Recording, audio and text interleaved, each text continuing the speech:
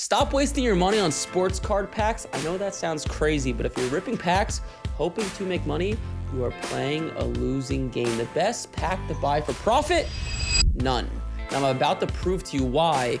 Plus, I'll actually show you what works to make money in this hobby. Let's get into it. Now, if you want to rip packs for fun, I get it. So let's talk about the best packs to buy in 2025. Ones that at least give you a fighting chance of making a little bit of money. The best option is simply Prism.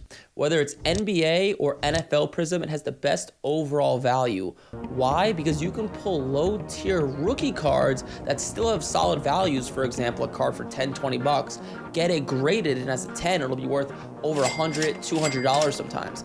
Let's take this year's NFL rookie class. For example, there's a bunch of good names in there where you can pull cards that are $5, $10, $20 and get them graded, like Caleb Williams, Marvin Harrison Jr., Jaden Daniels, Bo Nix, Michael Penix. There's a bunch of amazing names to get lower end cards of to get graded. If I was forced to spend $10,000 on packs in 2025, I'd put it into NFL or NBA Prism, not because it's a guaranteed win, but because it at least gives you more chances to buy cards that can get graded that will hold some sort of decent value. Right now, the sports card market is insane. There's Prism rookie cards of Jaden Daniels, for example, that go for $10 to $20, and PSA 10s are doing over $200 to $300. But guess what? The guys making money on his cards aren't the ones ripping packs. They're the ones that are actually playing the game smart. So here's the bottom line. If you're serious about making money in the sports card hobby, number one, avoid ripping packs for profit.